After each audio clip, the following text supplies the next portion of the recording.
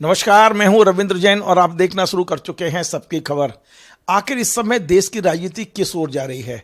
हम लगातार कई सालों से सुनते आए हैं कि एक पार्टी के नेता को पप्पू बनाने के लिए दूसरी पार्टी ने करोड़ों रुपया खर्च किया, लेकिन इस देश की जनता ने इसी पार्टी के नेता को पनौती बनाने में केवल 12 घंटे लगे। केवल एक क्रिकेट का मैच हारे और पूरी जनता ने पनौती लिखना शुरू कर दिया। क्या वास्तव में हमें राजनीति इस तरह की चाहिए इस देश में कि पप्पू बनाम पनौती हो? इन तमाम सारे मुद्दों पर बात करने के लिए हमारे साथ वरिष्ठ पत्रकार और कई पुस्तकों के लेखक दीपक तिवारी जी हैं। उन्होंने शुचिता की राजनीति पर भी काफ़ी काम किया है। उन्होंने तमाम सारे नेताओं के बारे में लिखा है कि किस तरह की देश में राजनीति रही है, मध्य प्रदेश में राजनीति रही है। आज पूरे देश भर में केवल दो बातें चल रही हैं, पप्पू बनाम पनौती। क्या इससे देश का भला होना है? देश की समस्याओं का समाधान इन सब चीज़ों से होगा? दीपक जी, आपका बहुत बहुत स्वागत है। आखिर इस देश किस मोड़ पे आगे खड़ा हो गया है? हमें जब रोजगार की जरूरत है, हमें जब किसानों की समस्याओं का समाधान चाहिए, हमें जब इस देश की तरक्की की बात है, पूरे विश्व में भारत को आगे लाने की बात है, उस समय हम और हमारा देश पप्पू बनाम पनौती पे आके टिक गया है। आखिर ये कहाँ जाएगा? इसका क्या मतलब है? रविंद्र जी, किसी भी चुनाव के समय हम लोग देखते हैं कि एक पॉलिटिकल डिस्कोर्स नया स्वरूप लेता है और हर चुनाव में वो स्वरूप बदल जाता है। कभी हम लोग पाते हैं कि राजनीति की जो शब्दावली है वो क्रिकेट की शब्दावली हो गई, कभी वो पौराणिक पात्रों की शब्दावली हो गई, रामायण महाभारत की शब्दावली हो गई। इस बार अचानक से जिस तरह से घटनाक्रम हुआ, सब तरह के आरोप प्रत्यारोप हो रहे थे, लेकिन अचानक से जो घटनाक्रम हुआ क्रिकेट वाला, और उसके बाद में जिस तरह से एक शब्द पनौती, और जैसा आप कह रहे हैं कि ये नरेंद्र मोदी को लोगों ने मान लिया कि ये शब्द उनके लिए है, और मान ही नहीं लिया, राहुल गांधी ने बाकायदा एक भाषण में कहा, मैं अंधविश्वासों को नहीं मानता कि कोई व्यक्ति किसी के लिए अशुभ या शुभ हो सकता है। कि क्या बिल्ली के रास्ता काटने से किसी का दिन बिगड़ सकता है, या नेवला का रास्ता काटने से अच्छा हो सकता है, या 13 नंबर का घर अशुभ होगा या बुरा होगा, या कोई दिन? मैं इसको नहीं मानता। जिनको यह परवाह नहीं है कब तक भद्रा कब दिक्शूल, जिनको यह परवाह नहीं है कब देखें तारे अनुकूल, मैं हूं उनके साथ खड़ी जो सीधी रखते अपनी रीढ़। ये हरिवंश राय बच्चन की एक कविता है। अब प्रश्न ये है कि ये अचानक से ये शब्द ऐसा क्यों हुआ? तो राजनीति में जब से राहुल गांधी का पदार्पण हुआ, और खासतौर से जब राहुल गांधी ने एक यात्रा की थी, आप याद करिए, किसानों के पक्ष में भट्टा परसौल की जो यात्रा कहलाती है, और ये बात है 2008 या 9 की संभवतः, दिल्ली के पास में जो उत्तर प्रदेश का भट्टा परसौल है।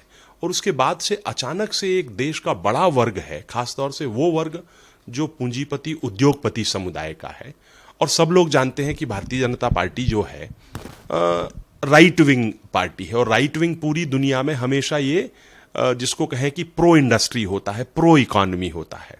तो वहां से राहुल गांधी को एक तरह से ब्रांड करना चालू किया गया, पप्पू पप्पू पप्पू, जो शब्द हमारे यहाँ पर मान लिया जाता है कि मतलब वो जिसको कुछ पता नहीं है, जो अबोध है, उसको दूसरे शब्दों में कहें कि मतलब इसको कुछ पता नहीं है। अबोध का मतलब ये कि वो बोध नहीं हुआ जिसको। हाँ, तो पप्पू शब्द उन पर किया, और बकौल राहुल गांधी के उनके लिए ऐसा करने के लिए 10,000 करोड़ रुपए खर्च किए गए। 30,000 लोगों की फौज थी सोशल मीडिया पे जो निरंतर उनके वीडियोस को डॉक्टर्ड करके बनाती थी कि आलू इधर से डालो सोना वहां से निकलेगा। ये बाद में कालांतर में पता चला कि ये सब फेक वीडियो थे। तो उनके लिए पप्पू बनाया गया। अब उसके बाद में वो पप्पू शब्द था, वो राहुल गांधी पर इतना चिपक गया कि राहुल गांधी खुद अपने आप को ही कई बार मजाक में कहने लगे कि देखो मैं तुम लोगों का पप्पू हूं। लेकिन जब उन्होंने पदयात्रा की तो उसके बाद लोगों को उनका असली जो चेहरा है वो सामने नजर आया। इस चुनाव में मध्य प्रदेश की ही बात है, जब नरेंद्र मोदी ने राहुल गांधी के लिए एक शब्द का इस्तेमाल किया, कहा ये मूर्खों के सरदार हैं। तो किसी के लिए मूर्ख कहना भी एक तरह से उसका अपमान करना है। और मुझे जहां तक स्मृति आती है, कांग्रेस के नेता भी कोई कम नहीं रहे हैं, लेकिन जिस तरह से भारतीय जनता पार्टी ने, और खास तरह से जिस तरह से नरेंद्र मोदी ने सोनिया गांधी के लिए कभी जर्सी गाय कहा, कभी इटालियन बहू कहा, इटालियन विधवा कहा। किसी विधवा को विधवा कहना ये अपने आप में ही ये शोभा नहीं देता। मानवीयता के नाते हम ऐसा नहीं करते हैं। तो ये जो शुरुआत भारतीय जनता पार्टी ने की थी, और जैसा बोलते हैं हम लोग भारत के लोग हैं, गीता हमारे यहाँ एक सर्वमान्य ग्रंथ है जिसमें कर्म का सिद्धांत है। कर्म का सिद्धांत यही है कि जो आप करते हैं वो आपको लौट कर आता है, और कई बार ब्याज समेत आता है। तो शायद नरेंद्र मोदी के साथ यही हुआ कि जो पप्पू उन्होंने राहुल गांधी के लिए किया था वो उन तक ब्याज समेत पनौती बन के लौट आया। और आज पनौती शब्द ही बोलने के साथ ही लोग ये कह देते हैं अच्छा आप नरेंद्र मोदी की बात कर रहे हैं। खराब लगता है ये बोलना, क्योंकि देश का प्रधानमंत्री। आज यदि गूगल पे भी आप सर्च करें, पप्पू को करें तो राहुल गांधी का फोटो दिखाते हैं, और यदि पनौती लिख दें तो मोदी जी का फोटो दिखाते हैं गूगल भी। मतलब कितनी टेक्नोलॉजी भी आज इस तरह के शब्दों का उपयोग, मतलब अर्थ भी बदल गए हैं पूरी तरह से।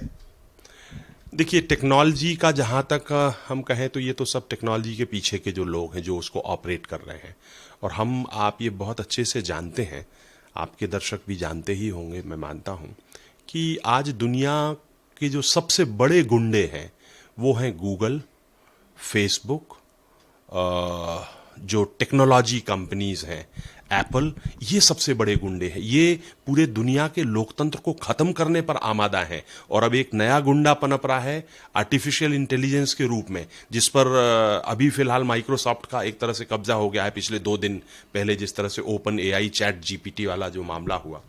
तो इनको नियंत्रित करने वाले लोग कौन हैं? इनको नियंत्रित करने वाले लोग यही ताकतवर लोग हैं। तो ये ताकतवर लोग जब इस तरह की चीजें लोगों पर करते हैं, पर फिर बात वही है कि जो बहुत ताकतवर लोग हैं उन सबसे बहुत ताकतवर जनता होती है। और हम लोगों ने मध्य प्रदेश के हाल ही में जो चुनाव हुए हैं, हम लोगों ने देखा है कि जनता ने किस तरह से जो सरकारी प्रोपोगंडा है उसको वोटिंग के समय नकारा है। लेकिन दीपक जी, समस्या यही है, पूरा देश पर इस बात का चिंतन शुरू हो गया है कि अगली चुनाव में देश में समस्याओं पे बात होगी, मुद्दों पे बात होगी, या पूरा चुनाव पप्पू बनाम पनौती पे आके खड़ा हो जाएगा। क्योंकि अब ये जो जिस मोड़ पे आके हम खड़े हुए हैं, इसका कोई हल है या हम और आगे बढ़ेंगे? मतलब हम गिरावट के जो स्तर है हमारा, ये गिरावट यहीं तक है कि और हमें इसके नीचे जाना पड़ेगा? एक संस्कृत में एक श्लोक है कि जल, उसका मैं भावार्थ आपको बता रहा हूं कि जल और जो चरित्र है उत्तरोत्तर नीचे की तरफ ही जाता है।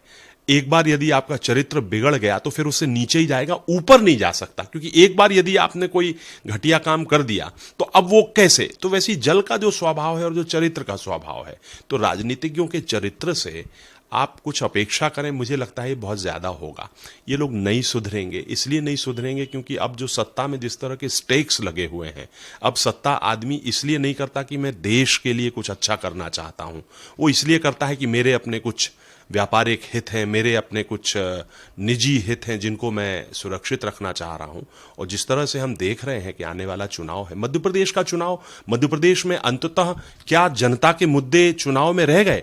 नहीं रहे।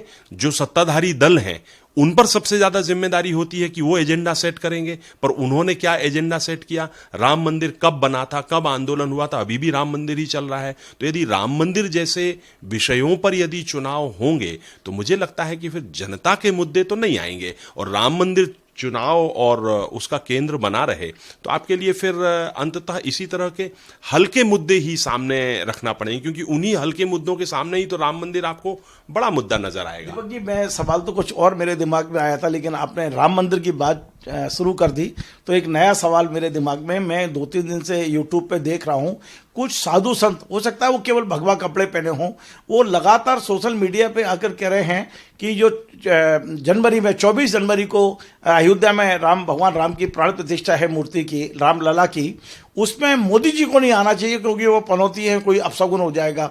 हालांकि आपने कहा है कि मैं इन्हें नहीं मानता हूं, लेकिन जिस तरह की बातें अब सोशल मीडिया पर देश के प्रधानमंत्री के लिए की जा रही हैं, देश के अंदर की जा रही हैं, भगवा कपड़ा पहन के की जा रही हैं, इसे किस रूप में लेते हैं? वो कहते हैं कि वो हैदराबाद गए तो चंद्रयान फेल हो गया, वो क्रिकेट ग्राउंड में गए तो टीम हार गई। ऐसे कई उदाहरण लोग गिना रहे हैं और लगातार प्रधानमंत्री जी को ट्रोल किया जा रहा है कि वो पूरी तरह पनौती हो चुके हैं। क्या है ये सब देश में? देखिए, भगवान राम की आपने बात की। मैं अयोध्या पे ही जानना चाहता हूँ। हाँ, भगवान राम की आपने बात की तो भगवान राम जब लंका से लौटे रावण को हराकर और वापस जब आए, सीता जी को साथ लेके आए, तो किसी एक व्यक्ति के कहने पर उन्होंने सीता जी का त्याग कर दिया। त्याग क्या कर दिया? उन्होंने अग्नि परीक्षा देने के लिए कहा। तो किसी एक व्यक्ति की आपत्ति लगाने पर उस अयोध्या में यदि भगवान राम इतना बड़ा कदम उठा सकते हैं, तो मुझे लगता है कि यदि संत समाज कह रहा है तो शायद नरेंद्र मोदी जो भारत के प्रधानमंत्री भी हैं, उनको उन संतों का सम्मान करना चाहिए, उनकी बात कर लेना चाहिए या उसका समाधान कर लेना चाहिए। क्या उनके विषय में मुझे मालूम नहीं है, पर यदि कोई कह रहा है कि आप ना आए तो उसको लेके इसका समाधान जरूर करना चाहिए उनके लिए। लेकिन उनका तो पूरा पब्लिसिटी अगला चुनाव, वो चुनाव को लेकर ही तो तारीख तय हुई है। और यदि आप ये कह रहे हैं कि उन्हें नहीं जाना चाहिए, इसका मतलब उनकी पूरी चुनावी रणनीति को ही फेल करना चाह रहे हैं आप तो। आपसे मेरा मतलब केवल दीपक तिवारी नहीं, वो तमाम लोग हैं जो नहीं चाहते कि वो अयोध्या नरेंद्र मोदी जी पहुंचे। देखिए, तुलसीदास जी ने उत्तरकांड में लिखा है, बंचक भगत कहाई राम के, कंकर कंचन कोह काम के, तिनमह रेख प्रथम जगमोरी, धींग धर्म ध्वज धंधक धौरी। तुलसीदास जी ने यह कहा कि जो भगवान राम के नाम पर बंचक भगत कहाई राम के, कंकर कंचन कोह काम के, और जो मणि माणिक्य धन संपदा सत्ता का लाभ लेते हैं भगवान राम के नाम पर, बंचक भगत कहाई राम के, तिन महरेथ प्रथम जगमोरी, धींग धर्म ध्वज धंधक दौरी। ऐसे धींगा मस्ती करने वाले, धर्म की पताका लेकर, धर्म ध्वज लेकर राजनीति करने वालों से तुलसीदास जी ने बचने के लिए कहा है। तो मुझे लगता है कि तुलसीदास जी खुद ही जब ये सब चीजें लिख कर गए हैं तो अब इसमें कोई बहुत ज्यादा 500 साल पहले कर गए। हाँ, तो कोई बहुत ज्यादा कंफ्यूजन होना नहीं चाहिए। ये बड़ी बड़ी बात आपने कह दी। लेकिन अब मैं जो सवाल मेरा मूल था कि जिस तरह के माहौल और जिस तरह के शब्दों का उपयोग हो रहा है, पिछले 15 साल में जो युवा पीढ़ी अब रोजगार की तलाश में बड़ी हुई है, जो अपन कह सकते हैं कि जो छोटे छोटे बच्चे थे वो इस माहौल को देख रहे हैं, इस तरह की राजनीति को देख रहे हैं, तो उनके मन मस्तिष्क पर क्या असर पड़ता होगा? हम दुनिया के सबसे बड़े लोकतंत्र में हैं और इस तरह का माहौल हमारी आने वाली पीढ़ी जो अब कह सकते हो आप 20 साल से 30 साल के बीच में है, वो सुनती होगी पप्पू और पनौती। उन बच्चों के मन मस्तिष्क पे आपको क्या लगता है, क्या असर पड़ता होगा जो देश का भविष्य है? देखिए, बच्चे जो युवा हैं, शायद इसीलिए राजनीतिज्ञों के प्रति उनके मन में कोई श्रद्धा नहीं रही, उनके प्रति कोई बहुत ज्यादा वो विश्वास के भाव से नहीं देखते, उनके प्रति कोई बहुत आशा का भाव राजनीतिज्ञों को लेके नहीं है। और यही कारण ये बहुत बड़ी चिंता का विषय है कि राजनीतिज्ञों को सोचना चाहिए कि भाई, यदि इस तरह से लोग हमें हल्के में लेने लगेंगे तो धीरे धीरे जो उनका जो निजाम होता है, सत्ता आपके पास में इसलिए है क्योंकि आपके पास में उसका निजाम है, you have power to rule, जो दंड जिसको बोलते हैं वो आपके पास में हो। और वो दंड कोई दिखने की कोई फिजिकल चीज नहीं है, ये कि अदृश्य चीज है।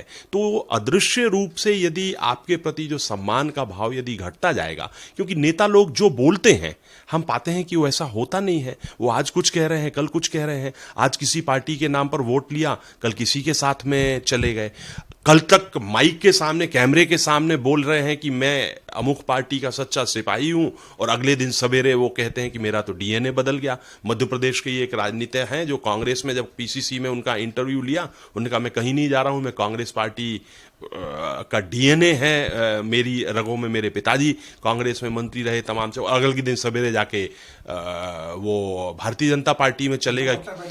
हाँ, दुपट्टा क्यों नहीं, क्योंकि उनको अपनी होटलें बचाना था, उनको अपना हेलीकॉप्टर खरीदना था, उनको अपनी खदानें बचाना था, तो डीएनए रातों रात बदल गया। तो राजनीतिज्ञों पर अब कोई भरोसा नहीं रखता, और इसलिए बहुत बड़ा ये विषय राजनीतिज्ञों के लिए भी है। उनको सोचना चाहिए कि नई पीढ़ी के लोग आप पे भरोसा क्यों नहीं कर रहे। इन्हीं कारणों से भरोसा नहीं कर रहे कि आप जो बोलते हैं, जो आपकी भाषा का स्तर है, जो आप जो जनता के सामने लीड बाई एग्जाम्पल क्या होता है। लीड बाई एग्जाम्पल मतलब यह है कि आप खुद वैसा बने। एक बात और मैं रविंद्र जी आपकी अनुमति से कहना चाहूंगा कि लीडर वो होता है जो समाज को दिशा दे, जो समाज को लीड करे, one who is led by the society is not a leader. जनता जो चाहती है वैसा नेता करने लगे, वैसा नहीं है। वरना ईश्वर चंद्र विद्यासागर, राममोहन रॉय ये नेता नहीं होते। राममोहन रॉय और ईश्वर चंद्र विद्यासागर ने विधवा विवाह चालू करवाया, बाल विवाह का विरोध किया, जबकि समाज कहता था कि बाल विवाह सही है। तो जो सही को सही कहने की दम रखता है वो लीडर है। जो जनता जो कह रही है उसको करने के लिए, जनता तो चाहती है कि सब कुछ जैसा मैंने कहा कि उसमें तो फिर किसी समाज का भला नहीं होगा। दीपक जी, एक आखिरी प्रश्न है और बड़ा महत्वपूर्ण है, वो ये है कि हमें भारतीय जनता पार्टी से बड़ी उम्मीदें थी, क्योंकि उन्होंने कहा था कि वो पार्टी और डिफरेंस है, एक अलग पार्टी है। दूसरा, मैं भी ये भी समझने की कोशिश कर रहा हूं कि राष्ट्रीय स्वयंसेवक संघ का अनुवांशिक संगठन कहलाता है भारतीय जनता पार्टी, और संघ जो देश की उन्नति के लिए जितना भी उन्होंने काम किया भी है, हम उसको इग्नोर नहीं कर सकते। राष्ट्रीय स्वयंसेवक संघ की बहुत कई कमियां हैं तो बहुत अच्छी उपलब्धियां हैं इस देश के लिए। तो क्या संघ का कंट्रोल खत्म हो गया भारतीय जनता पार्टी के ऊपर? इसलिए जो एक अलग तरह की पार्टी थी, कह सकते हैं कि अटल अडवाणी के युग का जाना और वर्तमान युग का आना, कितनी निराशा इस समय आपको दिख रही है। और दूसरा सबसे बड़ा सवाल मेरा वही है कि संघ कहां खड़ा है इस पूरे घटनाक्रम में? हम पप्पू, पनौती, देश की हालात, राम मंदिर, सब चीजों को देख लें और एक निराशा के इस घनघोर माहौल में आपको संघ कहां खड़ा दिखाई दे रहा है? रविंद्र जी, बहुत अच्छा आपने सवाल किया। मैं दो बातें कहूंगा कि जब भारतीय जनता पार्टी बन रही थी, जनसंघ बन रहा था, तो उस समय दीनदयाल उपाध्याय का एक बहुत फेमस स्टेटमेंट है। उन्होंने कहा कि हम बना रहे हैं एक अच्छी पार्टी, यदि ये अच्छी नहीं बनी, यदि ये हमारे उद्देश्यों में सफल नहीं हुई तो क्या है, पार्टी गाजर की पुंगी है, इसको बना के खा जाएंगे, फिर नई पार्टी बना लेंगे। पार्टी उन्होंने बनाई पंचनिष्ठा के लिए। और उस समय जो आरएसएस का जो मॉरल कंपास होता था, आरएसएस जो कहती थी कि हम शुचिता की राजनीति के पक्षधर हैं, वो गाइडिंग फोर्स होता था। आरएसएस अपना पूरा नैतिक बल उसी रोज समाप्त कर चुकी थी जिस दिन उसने मध्य प्रदेश, कर्नाटक, गोवा, महाराष्ट्र आदि राज्यों में दूसरे दलों से आए हुए लोगों को भारतीय जनता पार्टी में लिया, पैसे की खरीद फरोख्त हुई, जिस तरह से दल बदल कराया गया। और तमाम जगहों पर हमने देखा कि विपरीत विचारधारा के लोगों के साथ में आपने समझौता किया। कश्मीर में मुफ्ती मोहम्मद सईद की पार्टी से जिस रोज भारतीय जनता पार्टी ने समझौता करके सरकार बनाई, उसी दिन जो आरएसएस का जो नैतिक पक्ष है वो समाप्त हो चुका था। आरएसएस कहीं से भी सिद्धांतों के लिए टिकने वाला संगठन नहीं रहा। आरएसएस कहीं से भी भारतीय जनता पार्टी को भी फिर कंट्रोल करने वाला नहीं रहा। इसलिए नहीं रहा क्योंकि हमने देखा कि जब नरेंद्र सिंह तोमर के यहां पर उनके पुत्र के वीडियो आए लाखों करोड़ों के लेन देन करते हुए, जब हमने देखा कि एक देश में किस तरह से एक उद्योगपति को लगातार एयरपोर्ट सब चीजें दी जाती रहीं, उस समय यदि आरएसएस ने हस्तक्षेप नहीं किया, आरएसएस ने उस समय हस्तक्षेप नहीं किया जब किसानों पर जो 3 कृषि बिल आ रहे थे, उस समय आरएसएस चुप रहा। आरएसएस जब उस समय नहीं बोला, जब देश में नए जो लेबर लॉज बन रहे थे जो श्रमिकों के पक्ष में नहीं थे, तो आरएसएस तो अपना जो नैतिक जो जिसको कहें कि कंट्रोल है, बीजेपी से खत्म हो चुका था। और ये पहली बार ऐसा हो रहा आरएसएस के इतिहास में भी, उनके भी 100 बरस पूरे होने वाले हैं, कि जब आरएसएस स्वयं 2 लोगों के सामने, पार्टी के 2 लोगों के सामने असहाय सी महसूस दिखती है। कोई बहुत आरएसएस नियंत्रण कर रही है बीजेपी की, अब ऐसा नहीं है। वरना आरएसएस में आपने ही कितने सारे पूर्व नेताओं के इंटरव्यू लिए, वो लोग दुखी नहीं होते। बहुत बहुत धन्यवाद। तो आपसे दीपक तिवारी जी, आपने देखा उनकी कितनी डीप नॉलेज है, किस कदर उन्होंने बताया कि इस समय देश में जो माहौल है वो अब कोई सुधरने की बहुत दूर दूर तक उम्मीद दिखाई नहीं दे रही है। जिस तरह पानी नीचे जाता है, चरित्र नीचे की ओर जाता है, हमें एक निराशा का माहौल दिखाई दे रहा है। और बड़ी बात यह है कि राष्ट्रीय स्वयंसेवक संघ, जिससे बड़ी उम्मीद थी, आज उसका तटस्थ होना, उसका मजबूर होना, यह भी एक बहुत बड़ी चिंता का विषय है। आपको हमारा ये कार्यक्रम पसंद आए, आप इसे शेयर करें, लाइक करें, कमेंट करें, और आपसे बार बार निवेदन है हमारे इस चैनल को सब्सक्राइब अवश्य करें। धन्यवाद।